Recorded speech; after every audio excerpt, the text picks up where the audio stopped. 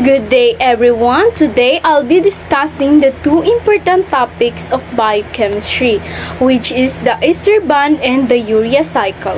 Did you know that kapag kumakain tayo ng mga burger, fries, or other oily foods, alam niyo ba na behind those yummy foods, may hidden chemistry na nangyayari sa katawan natin, and that is what we call ester bond. What is ester bond?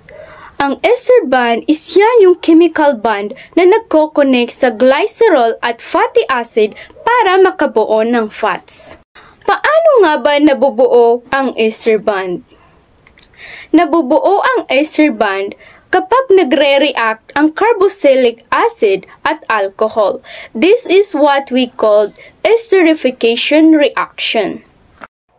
This is the general formula of ester bond. As we can see, ang carbon ay naka-double bond sa isang oxygen, and this is the carbonyl group. At the same time, yung carbon ay naka-single bond din sa isa pang oxygen. Then yung oxygen is connected into another R group or carbon chain. Remember that without ester bonds, wala tayong fats for energy. Even though maliit lang yung ester bond, malaki ang impact nito sa life natin.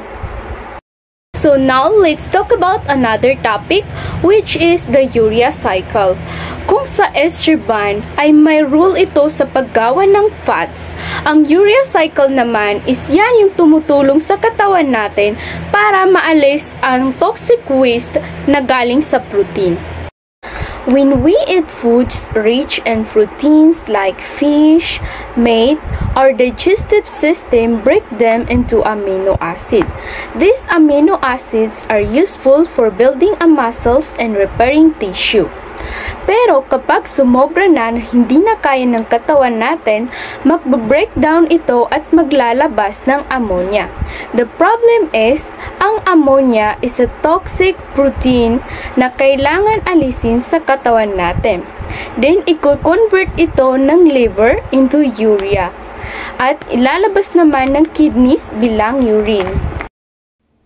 This is the urea cycle. As we can see, ang ammonia, carbon dioxide, and energy ay magko-combine at magiging carbonyl phosphate. Ang carbonyl phosphate at ornithine ay magjo-join together sila para makabuo ng bagong compound which is the cetrulline.